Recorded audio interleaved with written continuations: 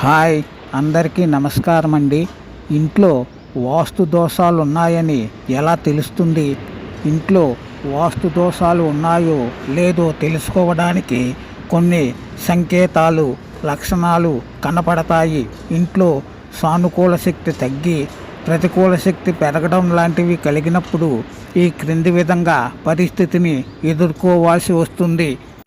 ఇంట్లోకి రాగానే అసహనంగా ఉంటుంది. మనసు చాలా భారం అనిపిస్తుంది. అసౌకర్యం కలుగుతుంది. కుటుంబ సభ్యులంతా అనారోగ్యానికి గురవుతుంటారు. ఒకేసారి కాకుండా ఒకరి తర్వాత ఒకరుగా ఇది జరుగుతుంది. కారణమేదీ లేకుండానే భార్యాభర్తలిద్దరూ గొడవ పడతారు. నిద్రించే వేళలో భయం కలిగించే కలలు వస్తాయి.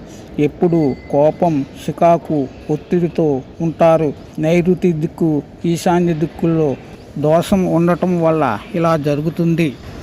ఎంత సంపాదించినా చేతిలో డబ్బు నిలవదు. ఇంట్లో గడియారాలు ఆగిపోతుంటాయి. వ్యాపారంలో నష్టాలు వస్తాయి. చేసే పనులన్నీ చివరి నిమిషంలో ఆగిపోతాయి. ఉద్యోగంలో అనేక చికాకులు కలుగుతుంటాయి. ఆగ్నేయంలో నీరు, ఉత్తరంలో భారీ వస్తువులు ఉండడం వల్ల ఇలా జరుగుతుంది.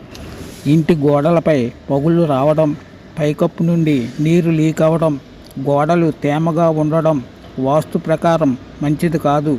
ఈశాన్య మూల ఎప్పుడూ శుభ్రంగా వెలుతురుతో ఉండాలి. అక్కడ చెత్తా చెదారం లేదా బరువైన వస్తువులు ఉంటే ఇంట్లో పురోగతి ఆగిపోతుంది. ఇంట్లో సహజమైన గాలి, వెలుతురు రాకపోవడం వల్ల కూడా ప్రతికూల శక్తి పెరుగుతుంది.